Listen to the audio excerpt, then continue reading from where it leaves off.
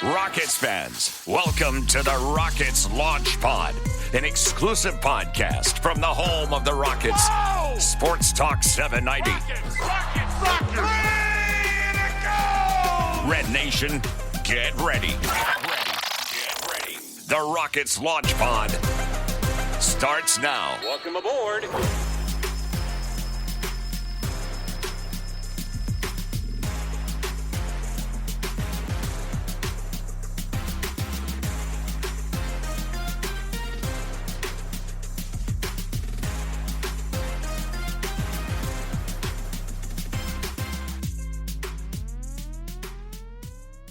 Welcome back to another new episode of the Rockets Launch Pod presented by ClutchFans. I'm Ben DuBose, he's Paulo Alves, and we're thrilled to have a third wheel with us today. Well, he's certainly not a third wheel in the traditional sense. He's actually the godfather when it comes to online Rockets content, and that's, of course, Dave Hardisty, editor of the aforementioned ClutchFans. You can check out everything that ClutchFans has going on at clutchfans.net and over at the ClutchFans YouTube channel. Dave, welcome back to the show. I know you've been traveling a lot over the past few weeks, and I think you're actually traveling now and on the phone as we speak. The big question, will you be able to make it back to Houston if there's a Summer League Championship parade in a week or so? I'll definitely have to make that happen. That would be fun. Yeah, it would. Rockets actually got close a couple of years ago, the Cam Whitmore MVP year, when they got to the championship game, but fell, I want to say, to the Cavaliers. You remember who it was to? Oh, gosh. I don't remember actually on the top of my head either. They have had, the last 20 years, they've had a ton of Summer League success, though. They really have. Like, historically, they seem to be a really good team in Summer League.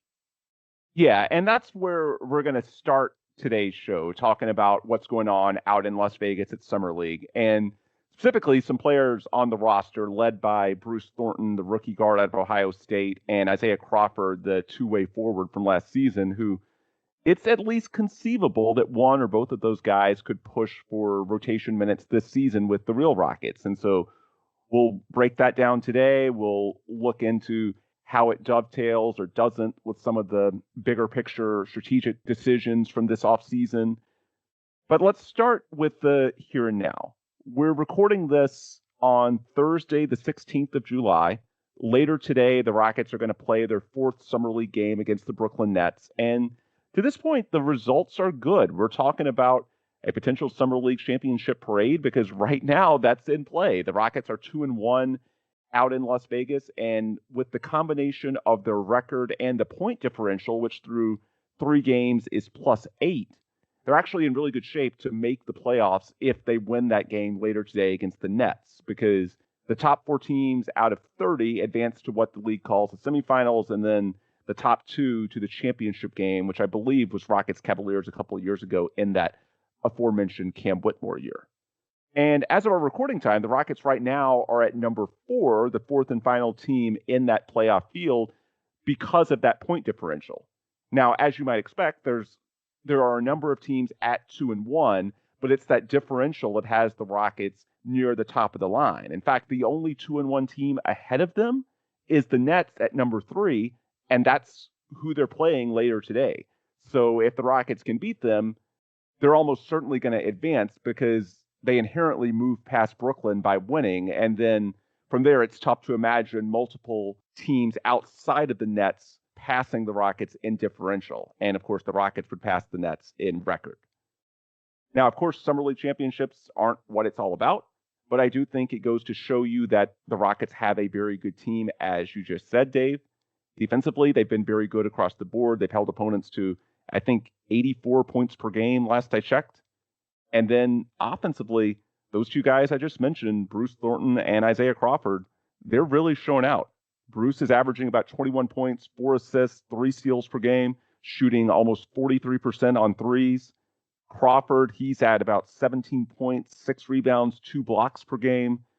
Both of those guys have a true shooting percentage above 60, so they're being efficient, and they're clearly making their presence felt on defense as well. Crawford's someone, a 6'6" forward with a lot of versatility that the Rockets feel like could be a high-level role player in the near future. Both Thornton and Crawford are getting up there in age, not old by any stretch, but Bruce is 22, Crawford is 24, so they're each at a point where it wouldn't be inconceivable for them to be NBA rotation players in the near future if they're ever going to take that leap. So, Dave, let's start there.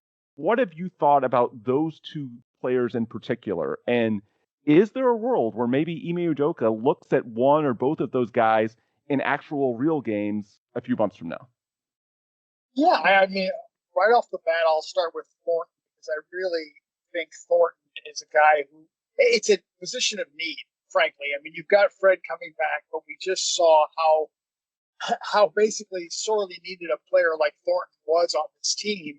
He's not a 19-year-old guy who's going to take a few years to develop. His strength is sort of NBA ready. Yeah, he's not the quickest and he's not the biggest guard, so I think that's going to be, there's going to be questions on whether that can translate to the pros. But I mean, he's 23 years old. He's experienced. He's a leader. He's very efficient scoring the ball, at least we saw in college. And as you mentioned, we're seeing that here in Summer League.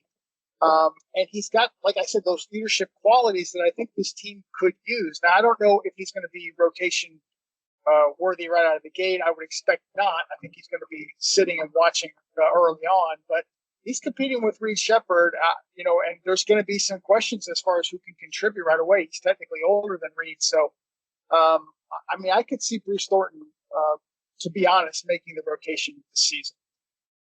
Paulo, I'll kick it to you, and you can talk a little bit more about Crawford because that's been your guy going back to really this time a year from now when the Rockets first plucked him as a two-way. I believe before that he was in the Kings organization. What have you thought about Crawford, what he's shown you through 3 games? And also, Bruce, has he done enough to where you're committed to saying his last name now? Well, I mean, I could just call him like his nickname, which is Jalen Brunson, and that's easier to say. But on Bruce, before I go on to Crawford, in summer league, like summer league's maybe a step below the competition level in college. I mean, I guess it depends on the opponents and how organized other teams are.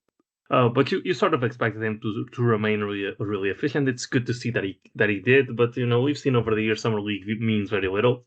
What we can always draw from summer league is attitude, and like the willingness to do the little things. And Crawford's been willing to do every little thing. From being really gritty, defending the post against much bigger guards, shades of Fred VanVleet or James Harden. Not bigger guards, bigger forwards. Sorry. I was really impressed. Like his 3 steals a game number, it's inflated by that massive steals game, but it doesn't strike me as the same type of steals that Reed Sheppard has. Like Reed Sheppard gets steals by gambling, by intercepting passing lanes, and kind of sacrificing good fundamental defense to try and get those steals because he can't hang, strength wise. At least he couldn't last season. With Crawford, just doesn't seem like it. Like the steals that he has, like he gets hands on balls, but I don't think he's necessarily getting beats and reaching around or jumping a passing lane. And if you don't get the steal, your guy's open, and driving to the lane there. So I've been just really impressed with his demeanor overall. I think that's the one thing you can take from summer league. Obviously, it's always good if you score well, especially for a guy whose main seller is the fact that he's a good scorer. But I did like it, and I did like his performance, and I did think that it seems like when the fourth quarter comes, he forces it a little bit, and he recovers games in the fourth quarter because, like, through the first 3 quarters, he's more, deferring, he doesn't, demand the ball as much. At least this is the vibe that I got. And, sometimes it feels like he's a little out of rhythm, right? And then the fourth quarter comes, and it's been like a few games in a row where, like, okay, he's locking in and he's trying to get his. And he's really, done really well to do so. As far as a, rotation spot during the season, I think it's possible. I think, this is, we're seeing the latest version of Bruce Thornton. Sorry, I'm there gonna we struggle go forever. But we haven't seen the July 16th version of Reed Sheppard yet, right? So we don't know what progress Reed's made. So we're comparing a more recent version of Thornton to a more outdated version of Reed. So we'll see how Reed comes along. But I think yeah, those two guys are probably fighting for that spot, assuming Fred remains healthy. And the main thing, whether he's gonna, get a real spot and real NBA minutes and perhaps even playoff minutes, is how well does he handle screens? How well does he handle being the point of attack defender? Because that's what's gonna set him apart. And that's what Fred, for his size, the only reason Fred is a positive defender at his size is exactly that. He's really smart at navigating screens, and he's really smart at being a point of attack defender, right? So if he can, learn from Fred or be that, and that's something that we really missed last season, and we do kind of get with Marcus Smart as well, but not the same offensive production or projected. I think there's a shot he gets. He gets a rotation spot by the end of the season. We'll see how that goes. I wonder if how long he'll be in the G League before being with the main team. We'll see. About Crawford, I think Crawford is better than anybody that you're going to get in the open market for a minimum right now. And you have the upside of getting him on a 1-year guaranteed 4-year deal. And, there's upside that if he becomes a good role player, you get him for really cheap for a really long time. It's going to help with your tax issues. The same way the Celtics with Nemias Keita last season, their starting center was on a minimum contract, and that helped a lot. Although he did get paid the season, good for him. So yeah, I think Crawford is a very Ime Udoka type. Even within what the 3-and-D wing is, he's very Ime Udoka type. He's very physical. He's more Lou Dort-ish. Obviously, has incredible. He's 6'6" and has a 7-foot wingspan. He's a threat from the outside. He's comfortable shooting from the outside. We'll see over an extended period of time if he gets that opportunity, how that fares, because coming in and playing 5 minutes of garbage time here and there is not really, a way to assess a player's shooting. But he's very Ime Udoka type in the sense that he's a really good rebounder as well, and he's really physical, and he fits the Rockets' identity of possession maxing as well with that. And he's not Robert Covington in the sense that he can play defense, he can shoot threes, but in between there's nothing else. He has a little bit more craft, I would say, than a Robert Covington type or a 3-and-D wing type. So yeah, I think to me it's a no-brainer to give him the 4-year minimum, the hinky special as we used to call it, contract, and just seeing what you have there. At any point after this season or during the season, you can always waive him if you feel like you've got a chance at better things.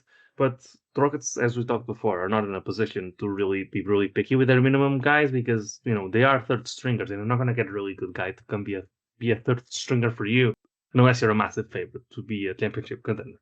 So yeah, about those two guys, that's about all I have to say. I know I went really long, but you guys know this.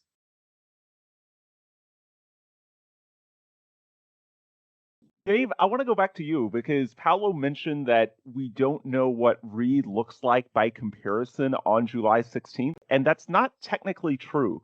We have visual evidence of what people are calling swole Reed. So Dave, I'll bring you in on that. Are you more ready to buy in on swole Reed and Alperen Şengün defensively in a way that year 2 Reed and Şengün struggled last year? The Şengün got dropped in there. As far as Reed is concerned, it is funny how, when the season ends, a couple months later, players reports of, 10, 15 pounds of muscle, but it does look like he has bulked up some. Rafael Stone has talked about this, saying he's added some good muscle, good weight. And that's what he needs. He needs strength, physicality, because he is giving up a lot of size on defense every single night. We saw some of those weaknesses. And they felt as he matures and gets stronger, that defensively he will come around. He certainly has some defensive qualities that could be exceptional, could be really good. So that's a positive development as far as looking at the core. I do think the pairing between him and Şengün has been really rough defensively. It was all season last year. We don't know how it's going to look necessarily this year, but that particular combination is a concern. We can certainly talk about that down the line, but that's very encouraging to see Reed do this. I do think Bruce Thornton is going to, again, Reed's higher than him in the rotation for sure, but I think he's going to give him a run for his money because he doesn't lack strength. He doesn't lack experience, doesn't lack leadership. He can defend. So, the pressure's on Reed a little bit in year 3 to show out. He showed some great moments, certainly in year 2, but there were some pretty rough moments too. So this is a very big season for Reed Shepherd. 100%. And to close the loop on the Summer League guys, I think Bruce is someone that potentially has value even if Reed Shepherd takes the leap, even if Fred VanVleet is healthy the way we all hope he is when training camp starts in late September. And everything I've been told is that he will be, but you never 100% know until the player starts ramping up. So it helps to have insurance. But regardless, Bruce Thornton can shoot. That jump shot is pure. Every time he gets separation, it feels like that's cash. Like at times in Summer League, the reason he slipped to early in the second round, you can see at 6 foot, 220 pounds, going up against NBA level athletes, it's not always easy for Bruce to get separation. You can see, especially in that first game when he was trying to, get the footwork right on his step backs, he wasn't getting the space that I think he expected. And I think that's something that, it's a big part of adjusting to NBA level defenses and the athletes that play at this level for any player going from college to the NBA. And it's especially the case for a player of Bruce's mold, because if he shoots this well, last year, his true shooting percentage was above 65. He shot 55% overall, 40% from three at volume on a high major team at Ohio State. So with that shooting profile in a league where shooting is so important, and we know last season, the Rockets desperately needed shooting from anywhere. That's why he could have a role no matter what, even if the other guards hit. Then why, with all of those factors in his favor, did he slip to the second round? It's because of the size. It's because it's tough to see what the upside is at this level. Even if the floor is really high, what's the ceiling? Those are fair questions. They're not going to be answered by Summer League, although I do think it's hopeful that he seems to be improving as the week goes along.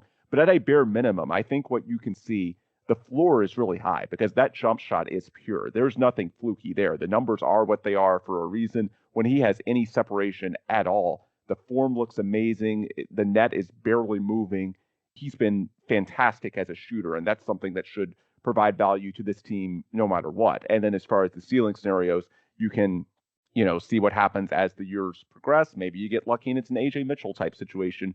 A couple of years ago for Oklahoma City, that was their guy who had a few similar questions, and just look at how he's developed. Crawford, I think what's really impressed me, I think all 3 games he's looked composed. The defense has been there. Honestly, last season, the limited opportunities he got, I thought he looked good. It's just, he didn't get enough opportunities for my liking. The first game, he shot 1 of 8 from 3. I think that was pretty clearly an outlier. He was getting good shots. He just missed them. The next 2 games, they've gone in, and I was never worried about that. There was a practice early in the week in Houston that we got into, and of course, at the Rockets training facility, it shows you the shooting data on the big screen. Of all the Summer League guys, by far the best shooter was Isaiah Crawford, even over Bruce Thornton. Now, that's just one day. I'm not going to act like I know, every day, every week who's leading that. But I do think it speaks to just how good he is or can be as a shooter. And so you combine that with the switchability and the versatility, and there's potentially something there. I like that he does have 3-and-D skills, but there's an in-between game as well. You go back to that first game against Denver, there were a lot of, in-between shots, those little PJ Tucker push-type floaters that Crawford was comfortable not just making, but taking. You could tell that it was a part of his game that he wasn't just taking because, the shot clock was running down and he had no other choice. No, he was comfortable with that shot. He's not just 3-and-D. He's sort of multi-dimensional in terms of what he can do offensively. So, yeah, I'm bullish on him. And one random hypothetical before we turn the page on Summer League. So we know the Rockets had that open roster spot. We now know, with the benefit of hindsight, that their buyout target was Bogdan Bogdanovic, who now they signed for the minimum. Unfortunately, he didn't come available by the buyout market. They ended up converting J.D. Davison, who's still with the team on a non-guaranteed deal, although it seems like J.D.'s becoming lower and lower in the hierarchy now that you've added Bruce Thornton on top of Reed Shepherd's back. You signed Marcus Smart. You hope Fred VanVleet is coming back. So I do wonder, in hindsight, if they had known, and obviously there's no way they could have, but if they had known that Kevin Durant was going to get hurt in the playoffs, I think they probably would have converted Crawford and not Davison. And if they had, I don't think it's a stretch to say that, especially that game 3 that was just an incredibly painful loss. When the Rockets were looking anything, they tried Jayshawn Tate, then Dorian Finney-Smith, who went 0 for 5 on wide open threes. Then they even tried Jeff Green. Then they tried Tate again, and he committed the catastrophic foul on now Rockets legend Marcus Smart. I mean, if you had Crawford available that game, you might have won. If you had Crawford to play the minutes that went to, some combination of Tate and DFS and even Jeff Green at 39 years old. So I'm just curious if either of you wants to weigh in on that scenario. If you had somehow known that KD would be unavailable, do they just convert Crawford and have him as the, break glass in case of emergency option in the playoffs instead of Davidson? I kind of think they do. I think that makes sense as far as if they knew that's what they would have done. I'm not sure he makes a massive difference, but it's possible. Obviously, butterfly effect could have an impact. For me, I like what we're seeing with Crawford. I think when they got him, he was kind of looked at as a hidden gem, like maybe a numbers game crunch, and like he could be a good two-way player. It's just harder for me than compared to Thornton to see him making the rotation because of the what they have there, Tari and Jabari and Amen and now Smart and just so many guys ahead of them. Although with Okogie gone, I could see that, him possibly start carving out some minutes. He does have a future. I think this is a guy who's an NBA player and could make an impact. I'm just not sure it's going to be, in the rotation this year. We'll see how this plays out though. All right. Before we completely move on from Summer League, I want to spend a few minutes acknowledging the rest of the roster. And I'll let each of us point to, at least one other guy that we think is worth mentioning. And I'll start, for me, the guy I'm watching and I've been somewhat encouraged by is Oscar Clough, the big man out of Purdue, one of their 2 big undrafted signings, along with Quadir Copeland out of North Carolina State.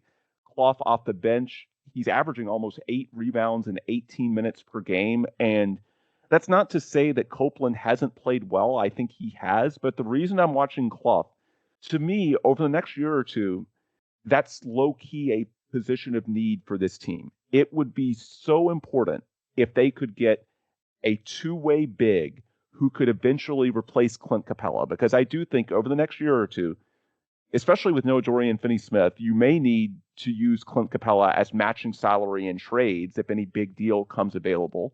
But if not, he may age out of the league.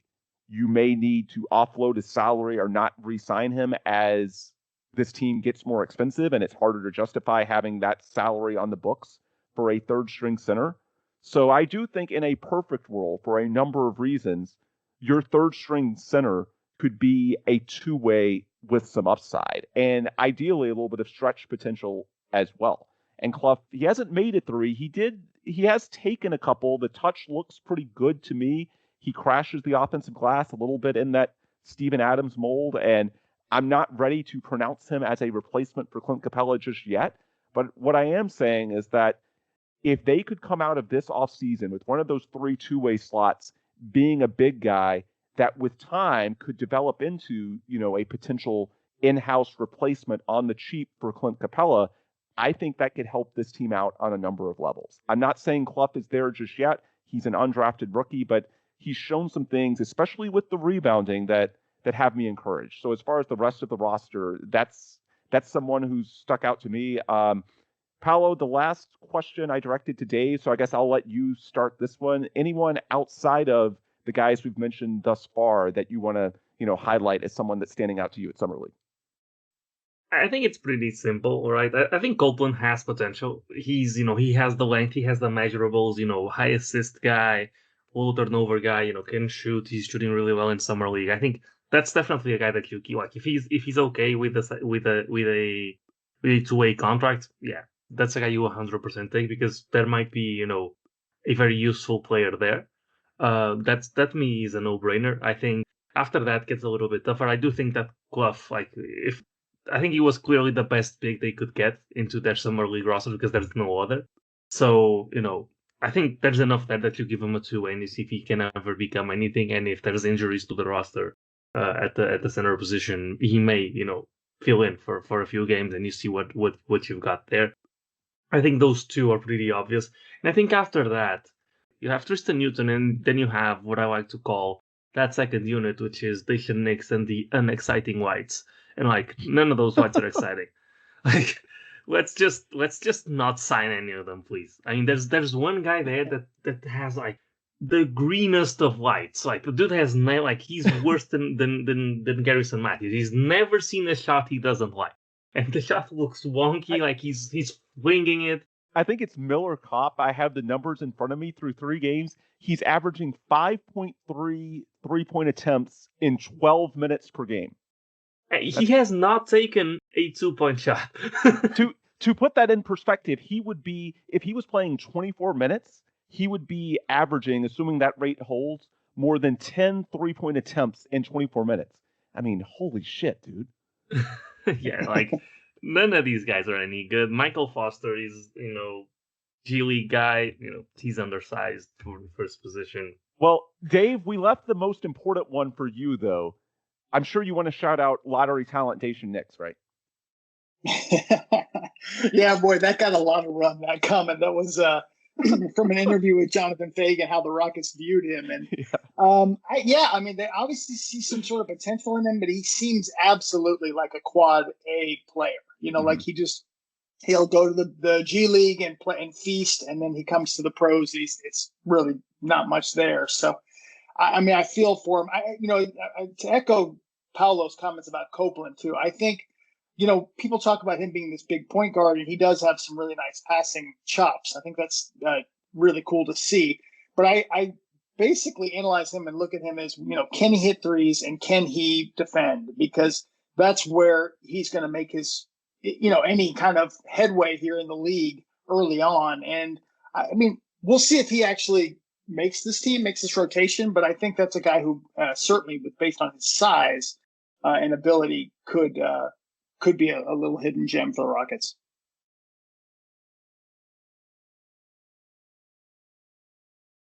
All right, let's move on to the rest of the roster and the rest of the offseason, which, based on what's out there now, could be relatively quiet. I'm not 100% convinced that will remain that way.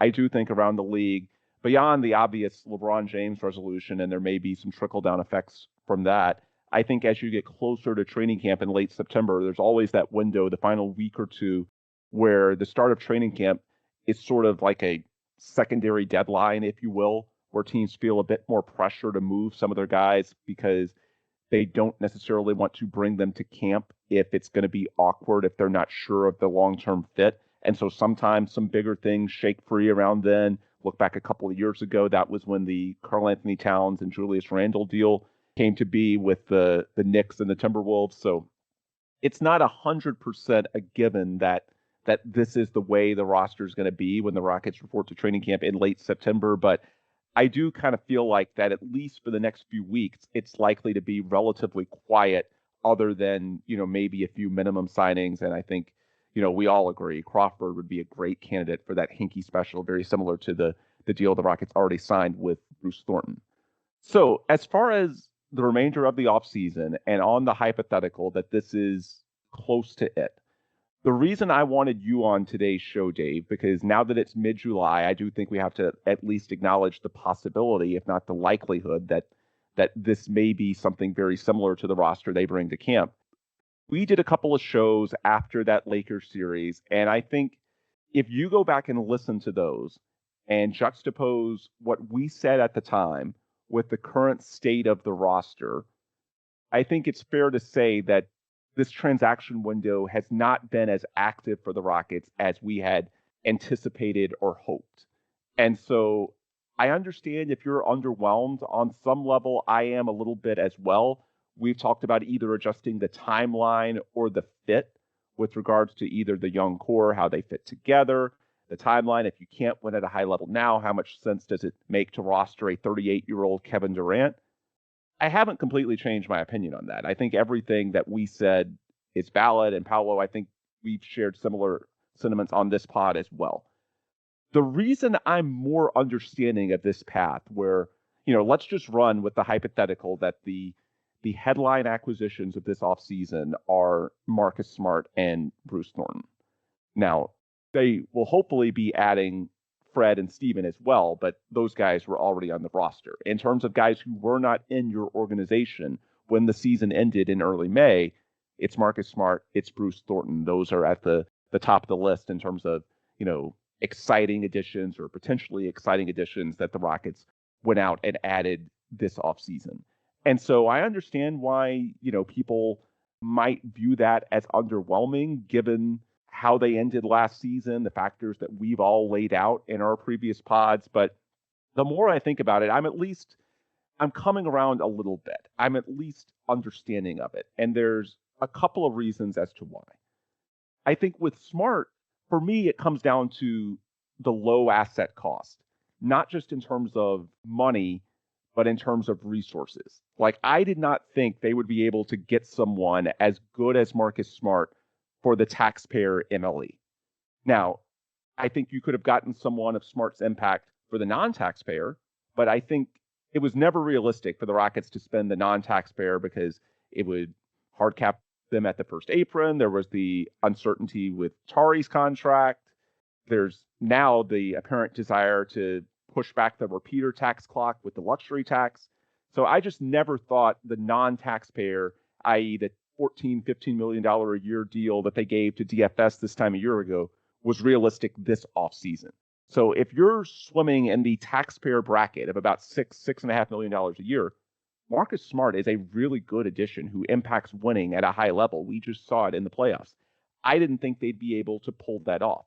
Now, I did think they would look at, intermediate trades. Like, you could have sent out some combination of like DFS and Capella, these unessential contracts. But then the question becomes, what assets do you have to send out with them to bring in the type of difference maker that you want via trade? Like, I thought you could have gotten a Marcus Smart type of player using one of those, DFS or Capella contracts as the salary matching vehicle. But then you probably would have had to give up at least one future first round pick to do that. And I don't think that makes sense with, where the Rockets are right now. Those future first round picks are really important to your development. So I'm not trying to say that Marcus Smart is some like A+ super splashy acquisition, but I do think it's low key a really good one for the cost. They got a good rotation player without giving up much in terms of, financial or just trade assets. They got him at a very low price. And now all of a sudden, you're not taking anything out of the future war chest. And it's not just Fred and Steven. It's not just run it back and then hope for health from two injured guys. But now there's three. There's Fred, there's Steven, and Marcus Smart. Potentially, that's three high-level veterans who know how to win. Ime Udoka knows them, trusts them implicitly. And, the most serious injury was obviously Fred's ACL, and Marcus Smart being able to handle the ball and pass provides a little bit of insurance there as well. All of a sudden, now that it's three veterans and not two, I won't say my view has transformed, but I'm a little more on board with running it back now that it's not just Fred and Steven, but it's Marcus as well. So that's where I started to sort of, I don't want to say change my mind, but I guess have my thinking evolve. The second point that I would raise, the Rockets should be in position to benefit from continuity next season. This is something that Rafael Stone has pointed to a few times, and I don't think it's an excuse. I think it's true. Last season's Rockets were really hurt by the offseason changes combined with the injuries. You had 4 of your 8 players from the 2025 playoffs who were unavailable by the midpoint of last season. Jalen Green, Dylan Brooks, Fred VanVleet, Steven Adams. 4 of your 8. And you're trying to integrate Kevin Durant, one of the top scorers in the league, in his first year with a new team. So the Rockets did not have any continuity benefits at all. It was sort of the opposite of the year before when the Rockets out of nowhere had that 52-30 number 2 seed season. A big part of that was bringing back the core from that previous season and having, the the benefits of continuity and developing the right chemistry. They didn't have that last season at all. They could this season. I guess you could argue that you potentially have 3 new rotation players in Fred, Steven, and Marcus, but I say new in air quotes because, come on, Fred and Steven have played with this iteration of the Rockets. Marcus Smart has played for Ime Udoka and won Defensive Player of the Year for him in Boston, so I don't think it's going to be a radical change for any of those guys or the team around them. I think it's going to be something where you can drop those guys in and they're clear value adds to the young guys and to Kevin Durant. And I also think it's worth noting that teams that were right around you in the Western Conference last season, specifically the Timberwolves and the Lakers, they have had radical changes. So in contrast to the Rockets, who have a lot of continuity, the teams right around you in Tier 2 of the West, you had the Thunder and the Spurs at the top, and then the Nuggets, the Rockets, the Lakers, the Timberwolves in very close proximity. 2 of those 3 teams had radical changes, so they should be, facing some of the same headwinds the Rockets did a year ago. The Nuggets may lose Peyton Watson, and even if they don't, I don't think the Nuggets have the internal reinforcements coming the way the Rockets do with Fred and Steven and now Marcus as well. So I do think relative to those other 3 teams in Tier 2 of the West, I think there's reasons to think that the Rockets might be, at least in the regular season, close to the front of the line.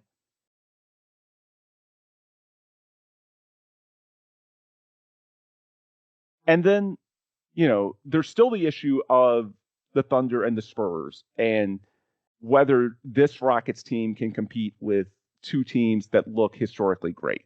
And I understand the reservations with that. I have them myself.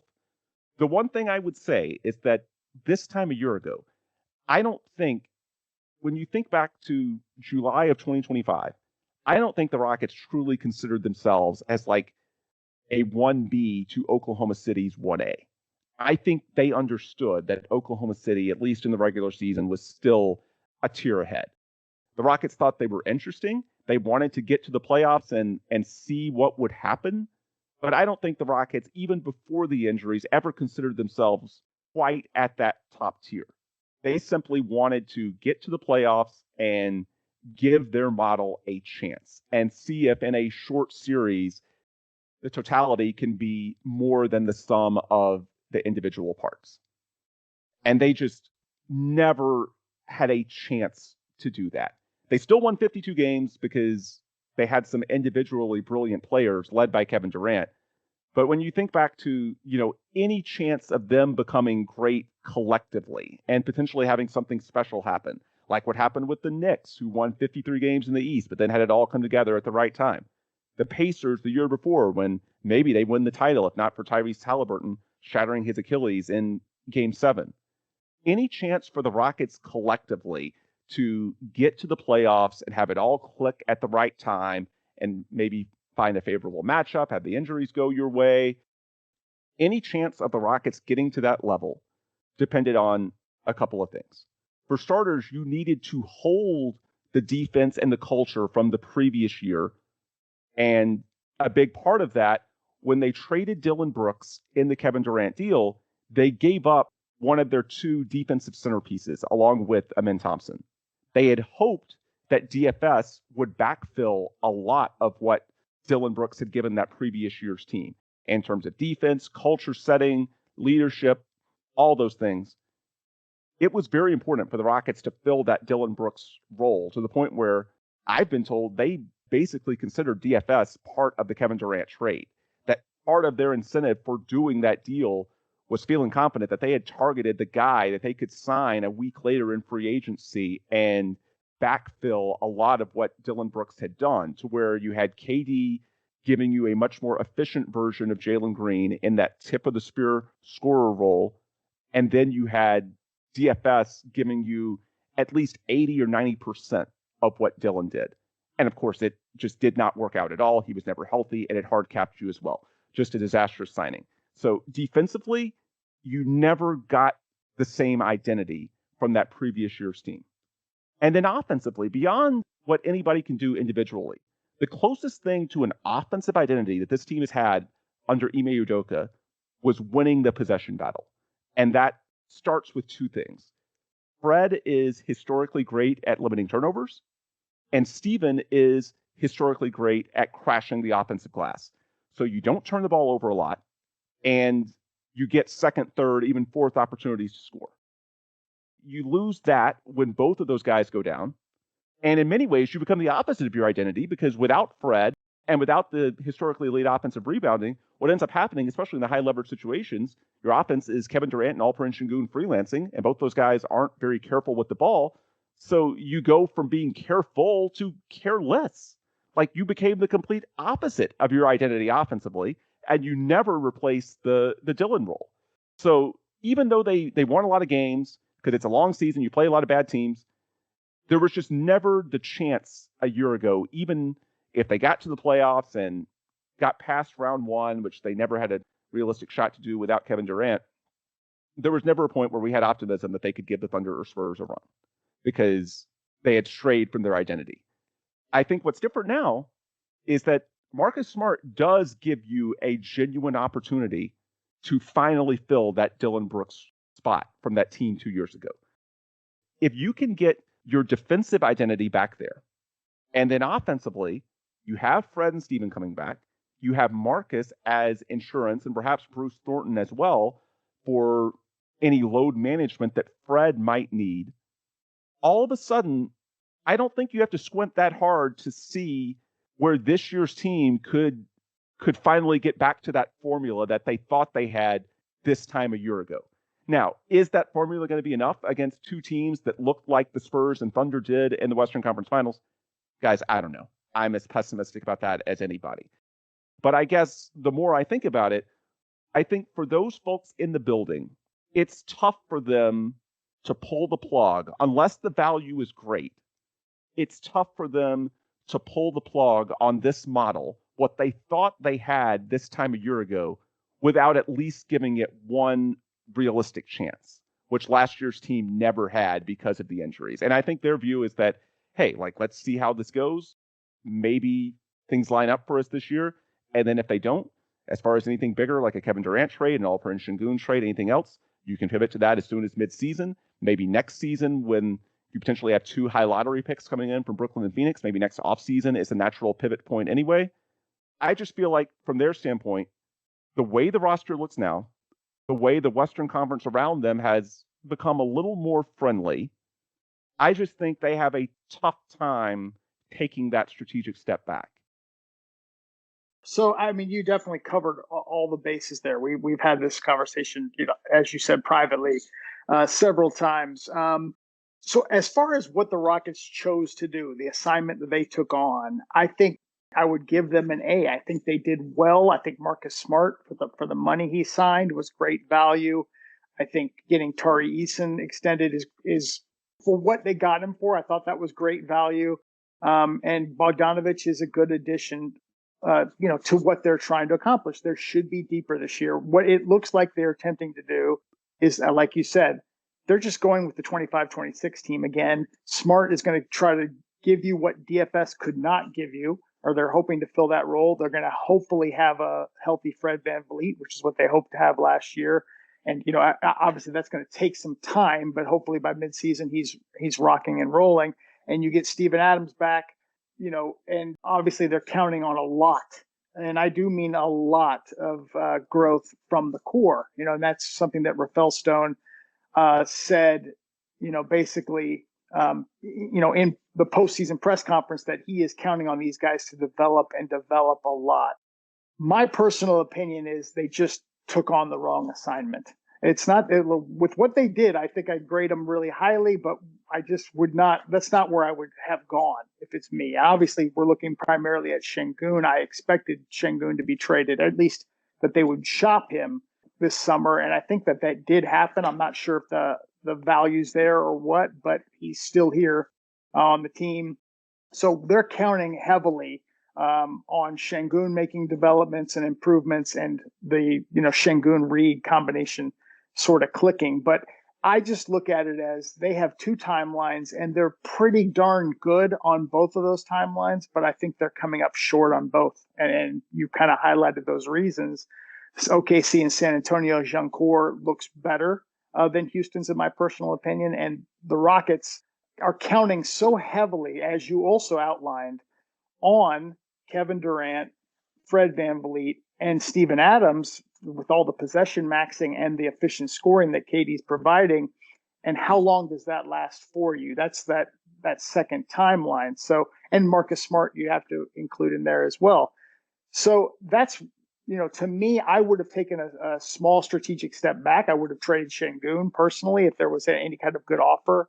That obviously did not happen. It does not look like it's going to happen.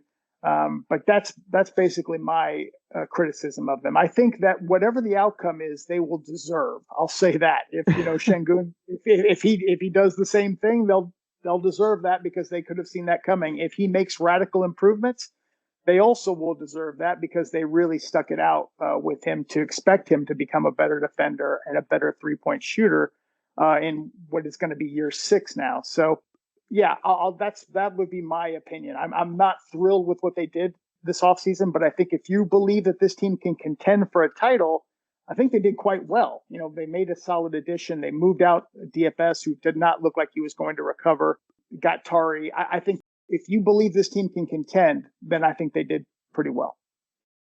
And I'm just on the fence because I don't necessarily buy them as a full-blown contender. I think over a long sample, they aren't as good as the two obvious competitors in Oklahoma City and San Antonio. But I do think we're in an NBA where I know it's trite to say, but there's been 8 different champions in the last 8 years.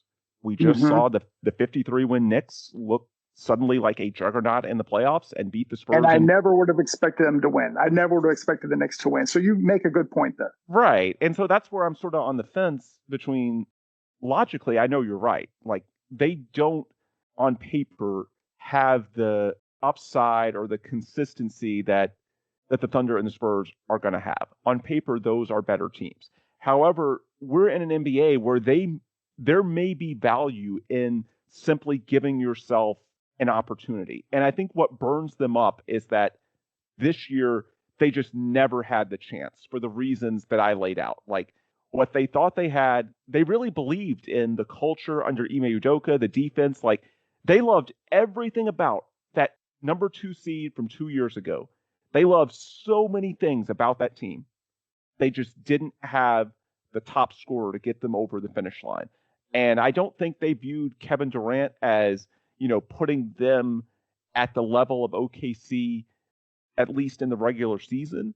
But I do think they had hopes that, hey, get this thing to the playoffs and let's see what happens. And they just, beyond Kevin getting hurt in the playoffs, more than that, it's just the entire formula had eroded based on the injuries, losing the possession maxing, not replacing Dillon's role defensively.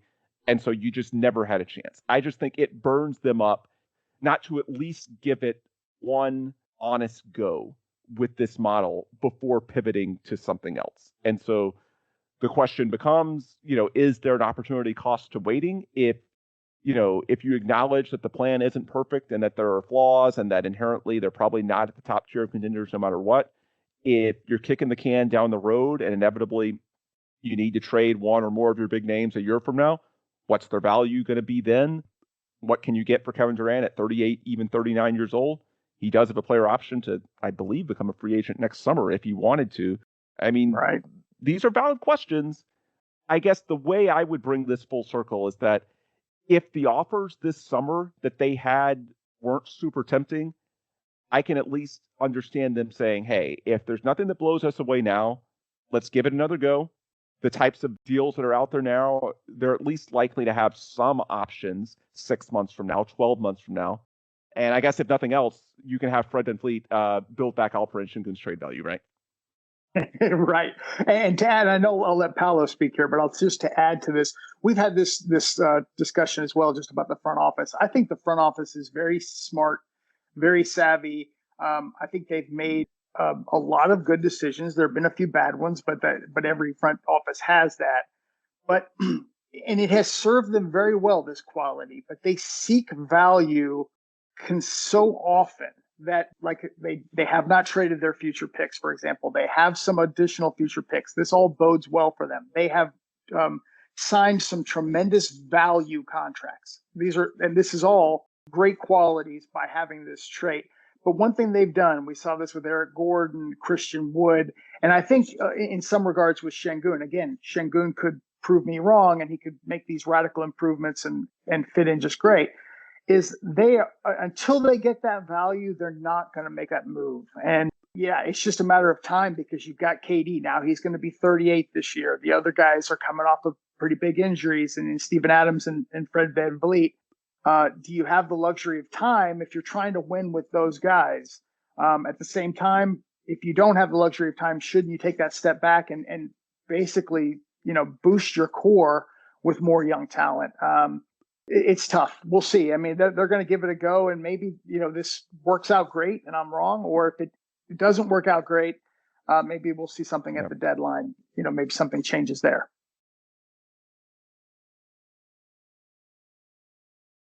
And I would say to your point on the ages, whatever you get from Fred, Steven, and Marcus, it's better than you had this past season. And then with Kevin, is there risk of a 38-year-old declining in either on-court value or trade value?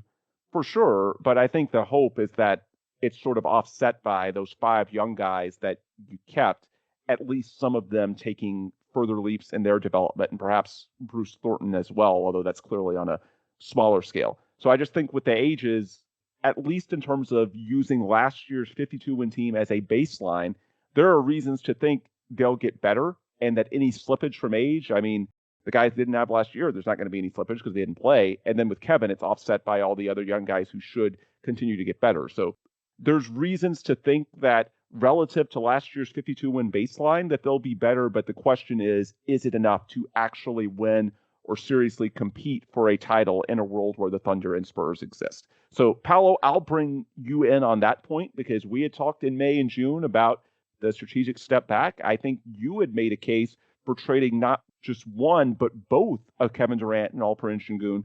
Where are you at now that we're, a couple of months into the offseason and it's looking at least more likely that those guys are staying put?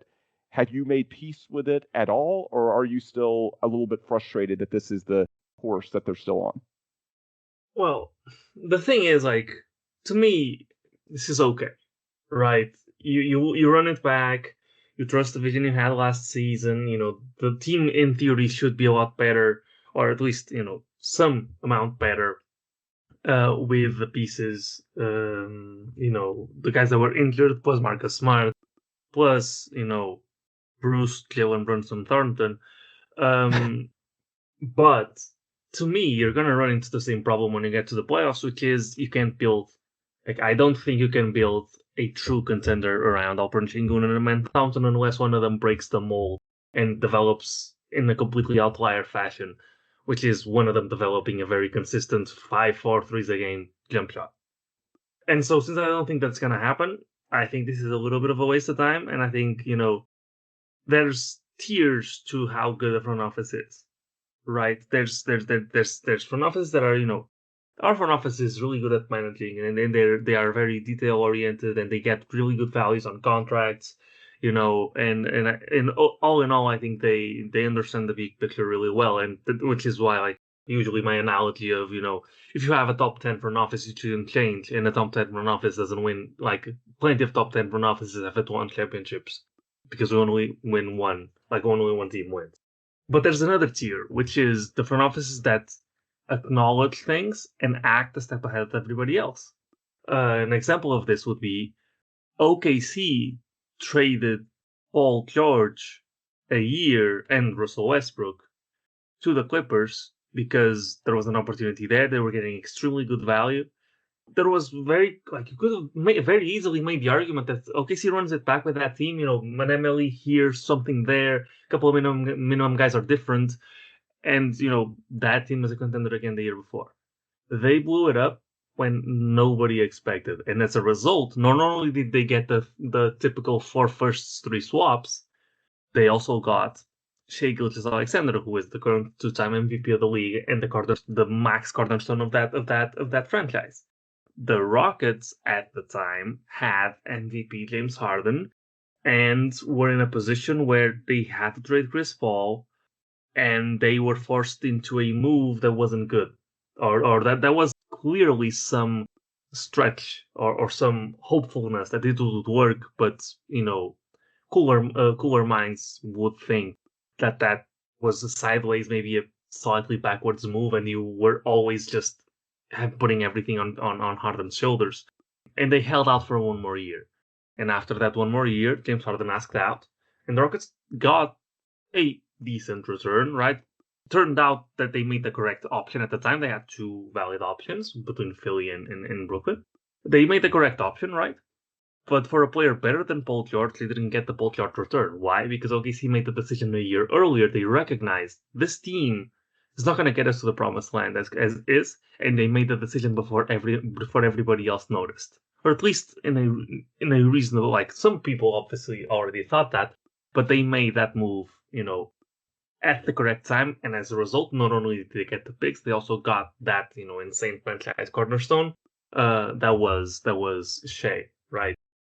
I wonder if this is a decision of the same sort, right? You're not a front office. You're not a bad front office for not making the decision at the right time. And you could argue that the right time was after last season, not after this season. Right. But that is when you approach a god tier front office, right? That's where, like, you're ahead of everybody else, and like eventually that's gonna pay out. That's gonna pay off. I think that's what is happening here. Like, everybody kinda knows this is not gonna yield a championship without major changes. I think everybody kinda knows this, but they're gonna give it one more year. Bet on their vision.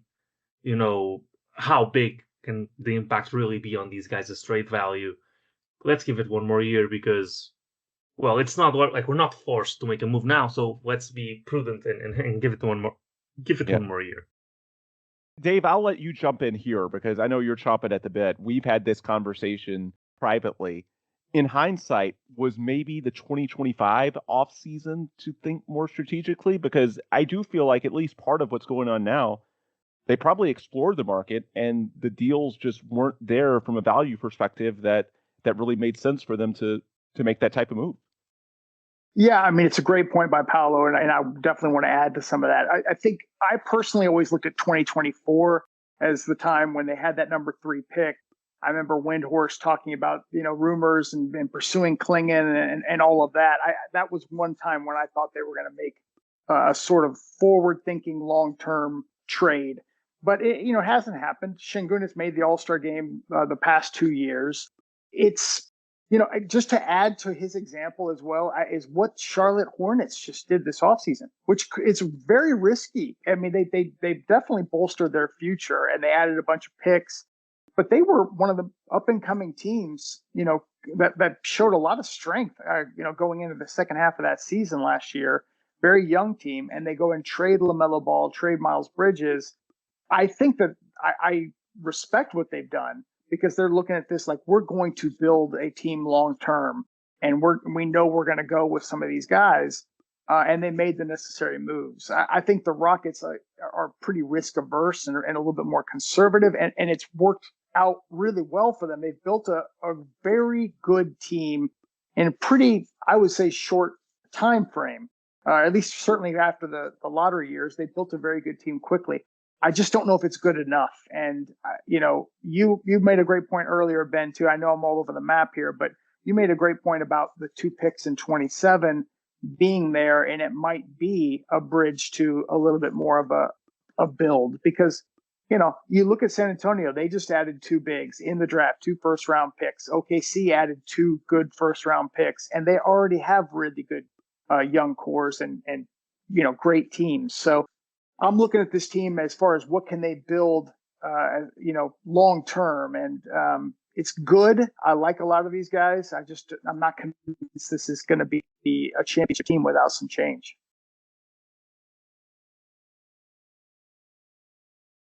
Yeah, and just to put a bow on it, right?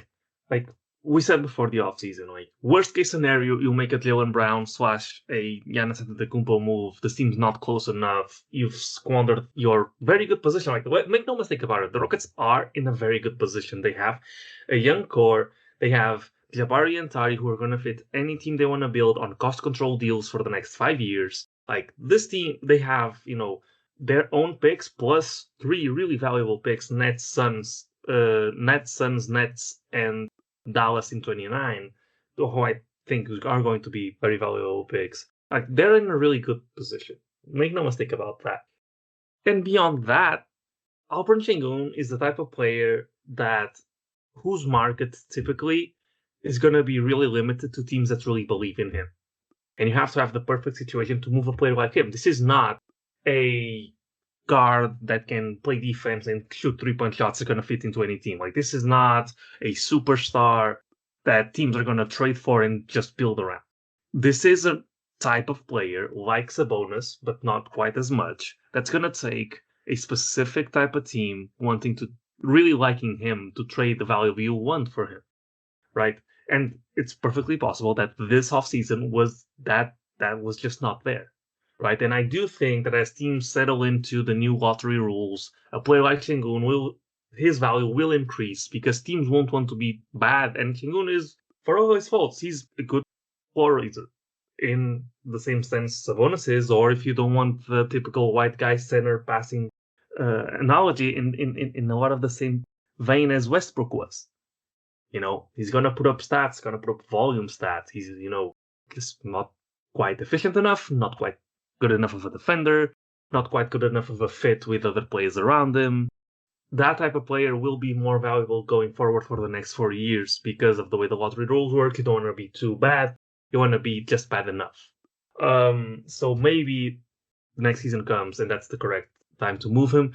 Maybe this season happens, and there is that outlier development from one of them, and all of a sudden they can play together, which doesn't necessarily mean that that's your ideal team, but maybe they can play together. Or maybe Sengun, has a really good season and his value increases again, and it turns out the correct time to sell on him is actually next offseason because he's coming off a really good season. Everybody expects the Rockets to continue to build around both of the guys. And that's when you make the trade, and that's when you big brain everybody else. Maybe that's the case. This is not I think this has been an A grade off season for what they were trying to do. I think they were really competent at it. And I think they set the team up well for the future, with good contracts, and they haven't spent all of the picks, so status quo there.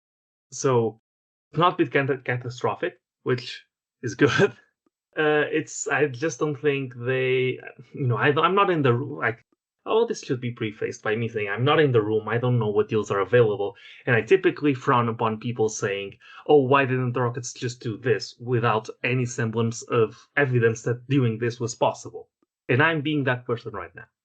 But being honest, it didn't, fill me, the offseason didn't fill me up with joy. It didn't terribly disappoint me. Gonna watch every game next season just like I did in seasons prior. I'm gonna hope, fan delusion, hope that this team can possession max their way into a championship, because they're clearly not gonna space their way into a championship. Probably not gonna defend their way to a championship either, because of the problems that we've highlighted across the entire last season of having a front court that has KD and Sengun. Not that KD is a bad defender, just not a high effort one. We've gone over this. I'm not gonna go over it again. And so, yeah, it's not a fireable offense. It's not you're the best front office in the league off season.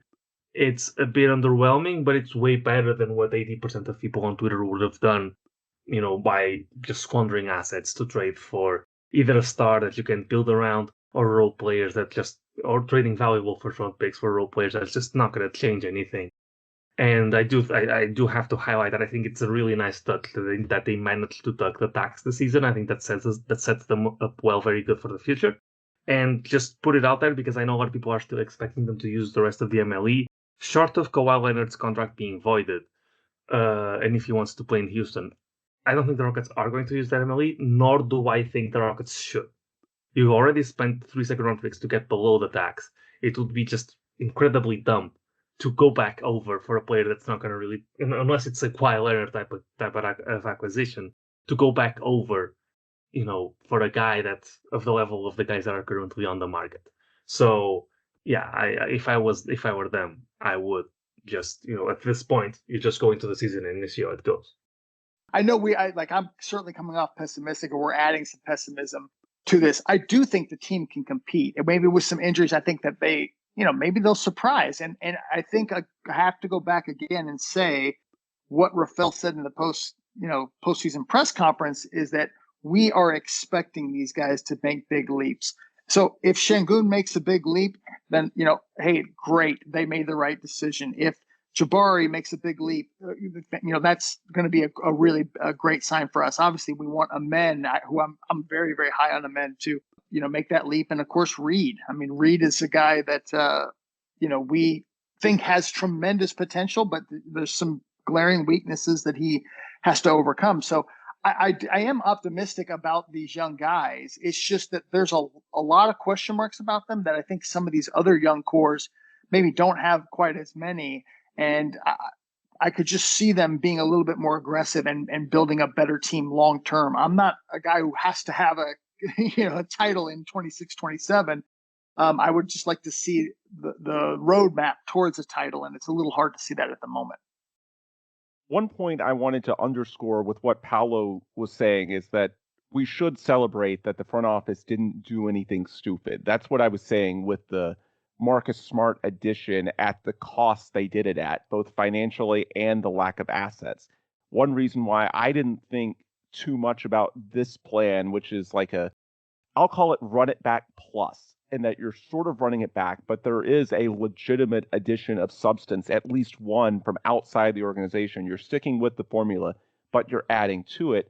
I didn't think too much about it because I thought it would have either cost the non-taxpayer, which was unrealistic for a few reasons, or it would have required trading the types of assets that just wouldn't have made sense and could have crippled you long term.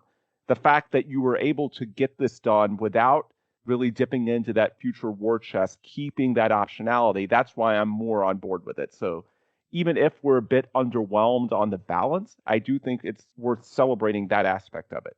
And Dave, I'll give you the last word because we're over an hour in now and I want to wrap this up. But Paulo mentioned Kawhi. That's obviously the dream scenario if somehow that contract gets voided. There was a report linking the Rockets to having interest in him. And if he hit the market and no one has cap space and there's some obvious ties between Ime Udoka, who coached him in San Antonio all those years, Fred, who won a title with Kawhi in 2019 with the Raptors, I think he's got a pretty good relationship with Kevin Durant, two superstars of the same age demographic. I think the Rockets would at least throw their hat in the ring, but that's speculative at this point. It would take A, the contract getting voided, and B, Kawhi then not being suspended for the season for that to be a realistic scenario. So I think that's something that, we can certainly watch and hope for as an outlier dream scenario, but you certainly don't plan on it. Beyond that, rest of the offseason, I think it's fairly quiet. There's some minimum signings they could make. I think we all agree that Isaiah Crawford is someone that could be playing his way into a Hinkie special. There's the Amen Thompson extension that I think is going to get done at some point, but anything you can save certainly helps in the big picture as this team gets more expensive. Is there anything else you're looking for, Dave, the rest of this offseason that we haven't covered that's on your radar as at least a possibility that maybe they could or should explore?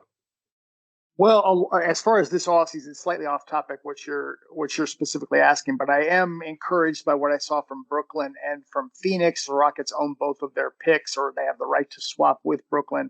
Adding Julius Randle gives me some hope that they might not be in that relegation zone, the bottom three teams, though I'm not convinced they won't be. But and then Phoenix looks good. So I am very encouraged by those picks as far as within the construct of the new rules, the new lottery rules, that those potentially could be peak value picks, which is good news. As far as the rest of the offseason, I think it's really just a matter of some value falling into their laps, whether it's a trade offer or something else. Like I said, I was surprised that something bigger did not happen, just based on, conversations you've had, I've had, I'm sure Paulo as well over the last, several months that I would have thought something would have happened, that some conclusions could have been drawn. But I think it's just a matter of whether something unexpected comes up. I don't anticipate anything major unless that happens. Yeah, I think that's reasonable, and it's where I'm at as well. I think it's the healthy perspective at this point to keep expectations reasonable, be pleasantly surprised if something falls in their lap, but at least prepare yourself for this largely being what they report to camp with in September, and we'll see what happens to start the year. And if for some reason it becomes evident that bigger changes are needed, then they could be active as soon as the in-season window that starts December 15th and leads into the in-season trade deadline of early February. All right, for tonight, I think we've talked enough, so we'll wind things down here. Dave and Paulo, I want to thank you both so much for taking the time. And for any of our listeners that want more from us before our next show, the best place to hear from us is on social media. I think all three of us are on all the major platforms. My handle is at Ben DuBose, Paulo's at Paulo Alves NBA, Dave is at ClutchFans. And if you want to support this show, the Rockets Launch Pod presented by ClutchFans, the best way you can do that is go to LaunchPod790 on Twitter/X and hit up the link tree in the bio. If you do that, that's got links to all our distribution partners, Apple, YouTube, Spotify, and also links to support our friends, partners, and sponsors of this program, like USA Today's Rockets Wire, like ClutchFans, like the ClutchFans YouTube channel, like Sports Talk 790, the official flagship radio station of the Rockets. Anything you need to support this show or to subscribe, leave a positive review, all of that is in the link tree at LaunchPod790 on Twitter/X. Go there and show us some love. We would greatly appreciate it. All right, that's it for tonight. On behalf of Paulo Alves and Dave Hardisty, I'm Ben DuBose. As always, we appreciate you guys and girls so much for listening, and please come back soon for more new episodes of the Rockets Launch Pod.